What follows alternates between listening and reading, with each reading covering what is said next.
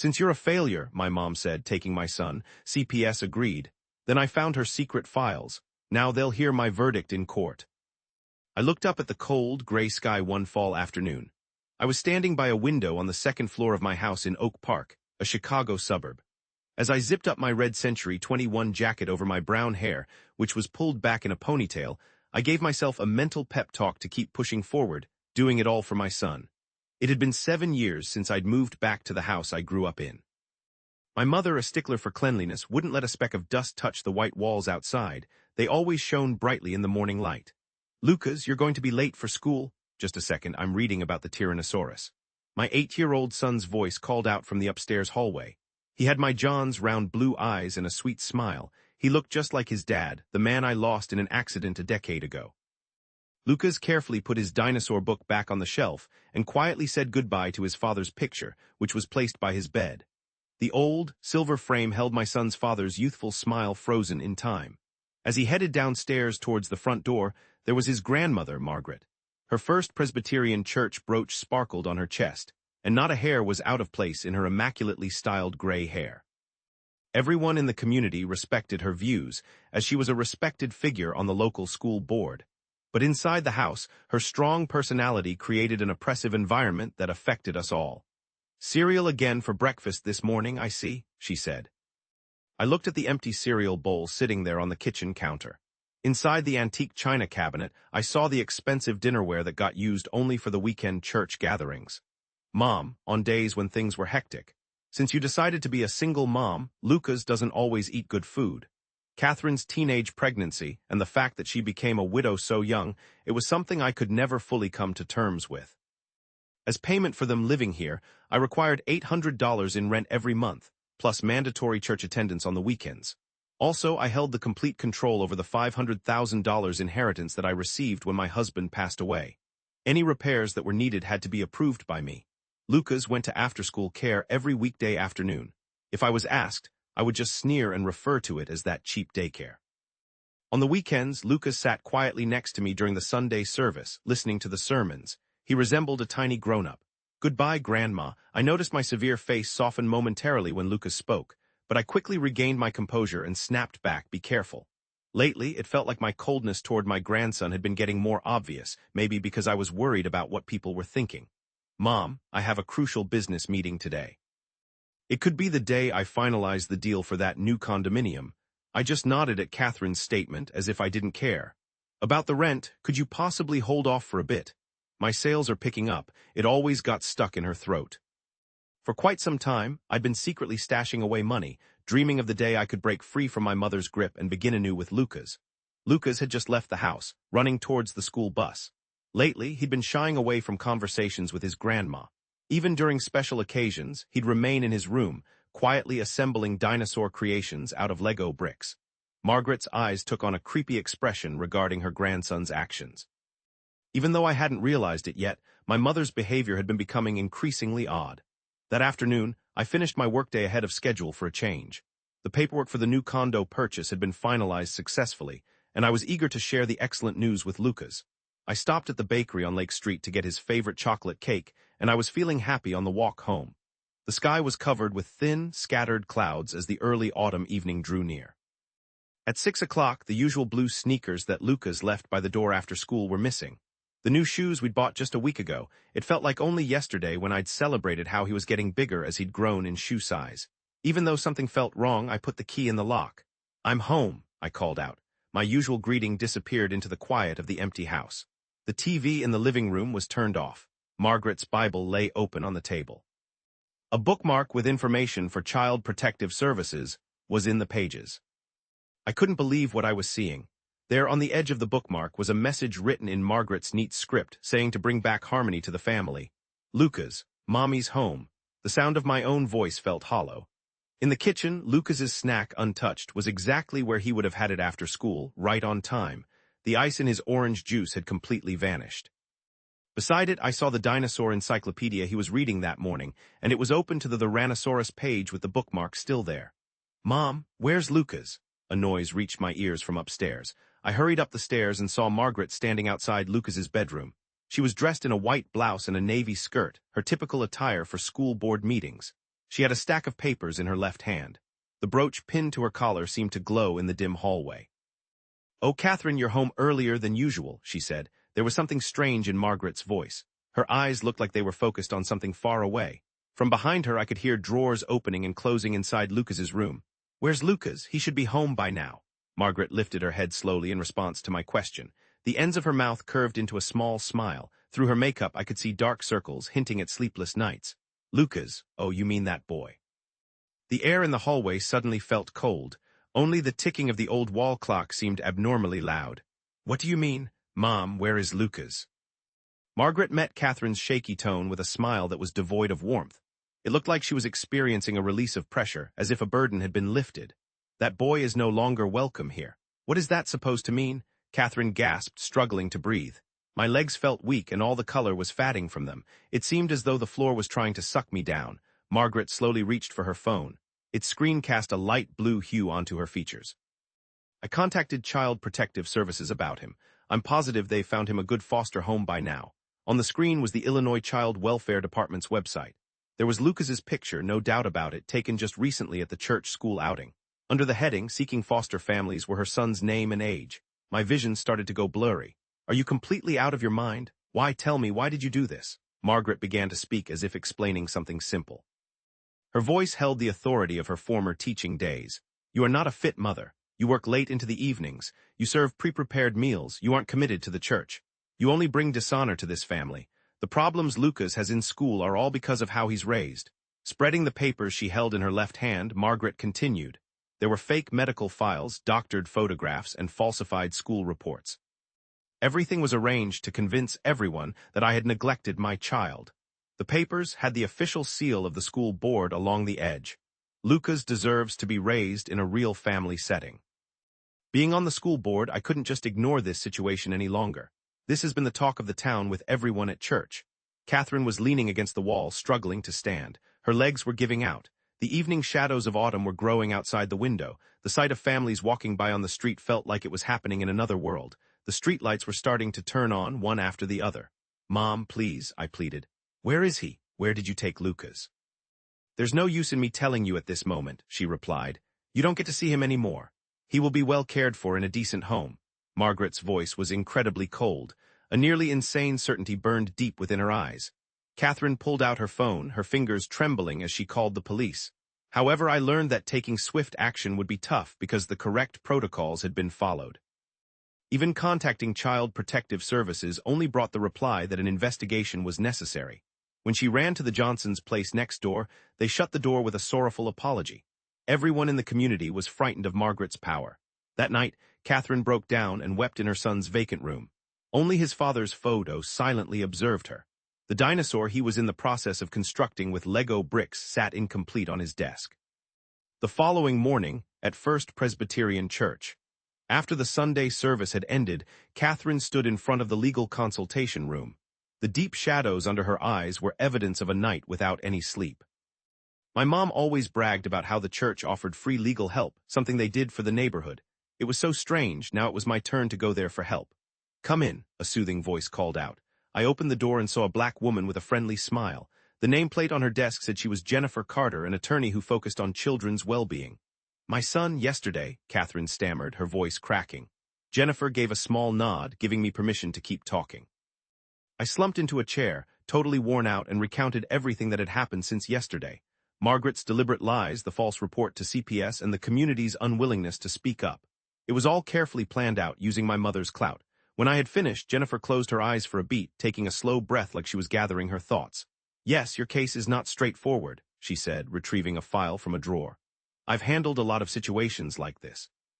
Folks with influence attempting to manipulate the system to get back at someone or to take charge. However, the truth eventually comes out. I felt a spark of hope for the first time when Jennifer said that.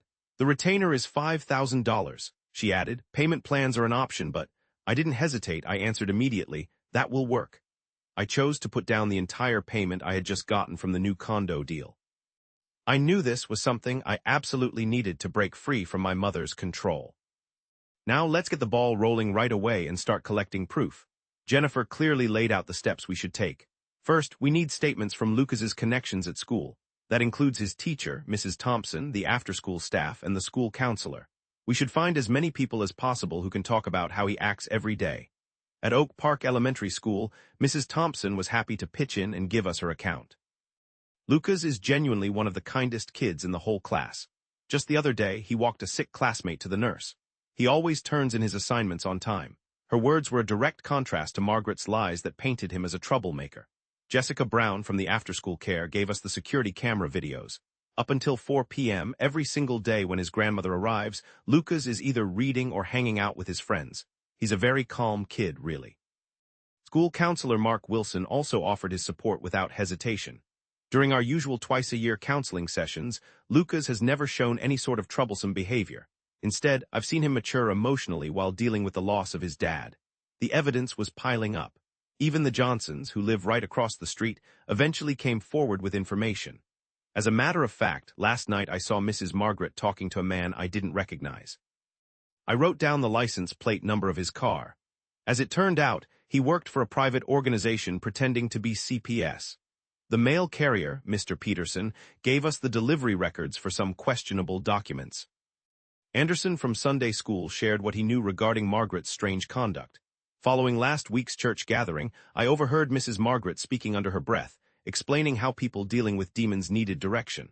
The most telling proof turned up in an unexpected spot. Before Margaret went back to her house, Catherine went into the study with Jennifer.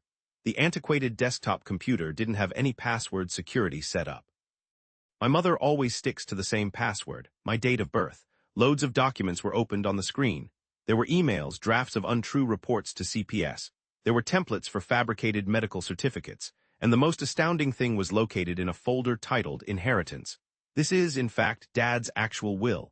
After John passed away, Margaret was the sole person administering the inheritance. Nonetheless, the initial will clearly outlined provisions for Lucas to receive an inheritance. It even had instructions for establishing a trust fund to evade inheritance tax. This particular will had been faked and altered. Jennifer's words echoed with force. But what was the reason for targeting Lucas? Possibly because your son was getting closer to the age he would inherit. There was an increased risk of the fraud being found out, so she took a preemptive action to take away custody. Everything finally made sense. Margaret's behavior went beyond mere control. Financial gain was clearly part of the plan. After I put all the evidence in order, Jennifer filed for an emergency hearing right away. By the beginning of the next day, an order for temporary custody restoration was put in place, complete with the judge's signature. At the same time, they put a restraining order against Margaret in place. Child Protective Services investigators started their investigation immediately. The false report's deceit became apparent as the fake documents were revealed, one after another. "We've found where Lucas is." That night, Jennifer's phone started ringing. It was Oak Park Children's Center. He was put there thanks to Margaret, going around the usual procedures. We should go get him immediately. As we drove, Catherine kept looking at her phone. The screen displayed a bookmark from the dinosaur book Lucas had been reading most recently. There was a photo of his grandfather placed right in the Tyrannosaurus page. The front of Oak Park Children's Center had the word hope in stained glass, but Catherine found it ironic. Jennifer was talking to the director there with the custody papers. "Please wait in the meeting room," she was told. Following a very direct administrative voice, Catherine walked into a room that was a light shade of green. The children's area was scattered with stuffed animals and children's books. There were drawings by children hanging on the walls, all showing families. The sound of a door opening. I saw a small child running toward her. It was Lucas. Catherine gasped for air. Just a couple of days. Even though it was just a couple of days, had her child ever seemed so far away? "Lucas, honey, I am so sorry." She hugged him tightly. He felt warm. He was really there.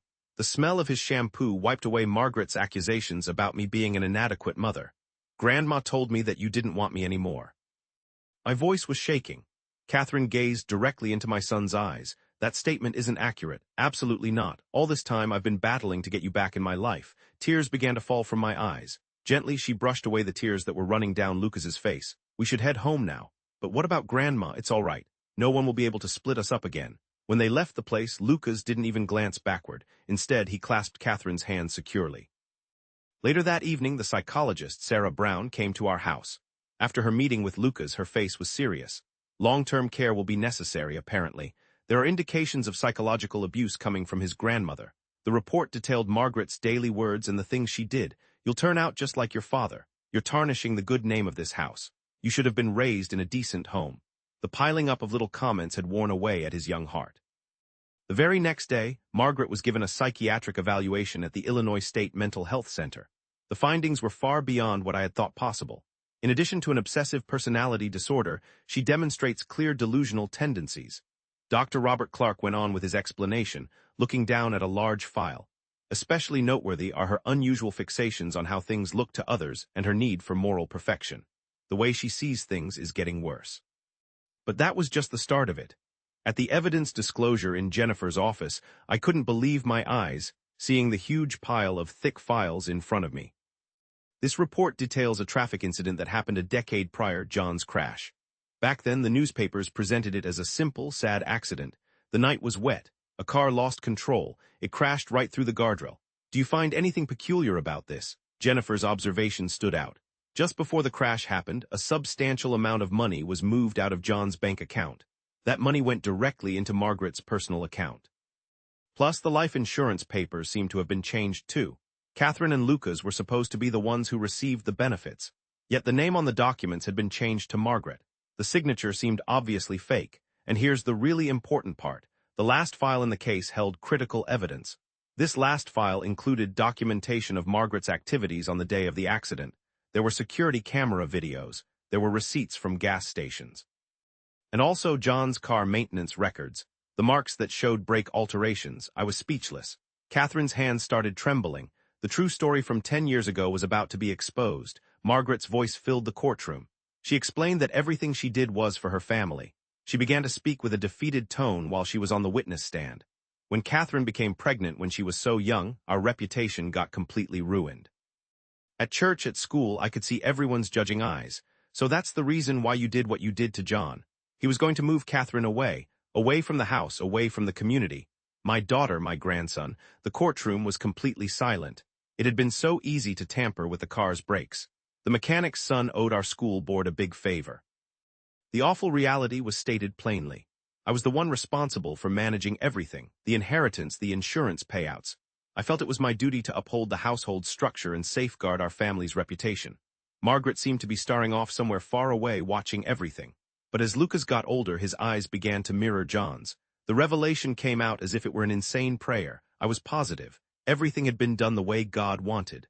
The ruling came quickly. All custody rights were taken away. I was ordered to go into psychiatric care. Also, I had to give back the stolen, improperly used inheritance money. As Catherine departed the courtroom, she saw Margaret walking away.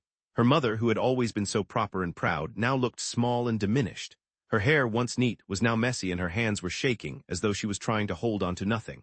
Catherine stopped herself just before she called out. A mixture of strong feelings squeezed my chest, anger, sympathy, and most of all a profound sense of sorrow. During the drive home, Lucas spoke quietly. "Mom, I won't read dinosaur books anymore." He said that because Grandma said I would end up like Dad, but I don't want to be like Dad, because Dad left you behind. Catherine parked the car on the side of the road. I turned around to face Lucas in the backseat. That's simply not the truth. Your father was a person who did his best to make us content. Nothing can spoil those good memories. That evening, they both looked at his father's picture. The smile from 10 years ago looked changed. It wasn't colored by sadness. Instead, there was a new spark of optimism. The ringing from First Presbyterian Church's bells floated outside the window, but the sound didn't seem to penetrate their spirits. A new day was beginning to break. It was a year later, and autumn was here. From their new apartment's window close to Oak Park Station, I could view the line of trees on the street, dressed in autumn shades. The crimson and gold leaves, lit by the sun's morning rays, shimmered just like stained glass. "Lucas, come here. Pancakes are ready." Hearing the call from the kitchen, my son, now 9 years old, lifted his head. A dinosaur fossil model, partially put together, was spread out on the living room floor. It was his new passion. He'd gotten it from the Natural History Museum. "I'm working on Torex's right leg. It's really hard," he said. That worried tone was gone and replaced with curiosity and happiness. The table in the dining room was full of fruit and pancakes, overflowing with warmth from home. No one complained about using homemade food anymore. "Is Roger coming today, too?" Roger Brown was the associate pastor at First Baptist Church and Catherine's new boyfriend. With his kind nature, he treats Lucas as if he was his own child. "Yes, after the movie we will have dinner together, all three of us." Yesterday evening, Lucas had asked Roger for the first time, "Can I call you Dad?" Overwhelmed, Roger could only hold Lucas closely without saying anything. Catherine's real estate career was booming. Her standing in the Oak Park area was actually higher than it used to be. The courage she displayed in overcoming that event made a strong impression on so many. Jane, who started working with me, once told me that my journey gives hope to people who have been through the same things. It's true that women facing problems at home sometimes sought my guidance. I simply kept sharing my story quietly. At Lucas's school, Oak Park Elementary, he was shining more and more. Mrs. Thompson, the teacher, mentioned in a recent newsletter, "He's doing fantastically, acting as the class's support person when it comes to feelings." What touches me most is how kindly he is with his friends who are having trouble at home. Plus, Lucas was always lively and energetic on his weekend soccer team. Roger was always there, cheering him on during the games. Watching this always made me feel so good inside, but life wasn't always easy. Lucas went to see Sarah, the child's psychologist, every Tuesday evening. We still had to work on dealing with trauma. Especially on nights when it stormed, he would have upsetting dreams. I still have nightmares where Grandma wants to kidnap me again. Sarah was so patient and present for Lucas. "It's a normal reaction," she'd say, "yet remember I have so many people who are protecting me." In fact, our new neighborhood was really kind. Linda, the neighbor in our building, would bring us freshly baked cookies. Lucas's best friends were the Rodriguez twins who lived downstairs. "Hey, Mom," Lucas once asked me, "how's Grandma doing?" I was momentarily speechless. Margaret, who was in a mental health hospital, spent her days not speaking to anyone except the nurses. I had the feeling that she'd lost everything, her place at church, her good reputation in the community. The majority of the inheritance went towards paying off debts, and whatever was left was moved into Lucas's educational savings account. Grandma is recovering in a special care facility. Am I the reason for this? No, this outcome came about because of Grandma's own decisions. From time to time, I get letters from the care home updating me on Margaret's condition. These letters mention she spends her days looking at old family pictures. Sometimes I hear her mutter that everything was for the family. There was a fresh family picture hanging on the living room wall featuring Catherine, Lucas, and Roger. It was taken during their early days. At the Baptist church picnic, the photograph was filled with real smiles. Lucas's ambition was to become an archaeologist when he was older. He used to say he'd unearth dinosaur bones and uncover the secrets of the ancient world, his eyes shining with excitement.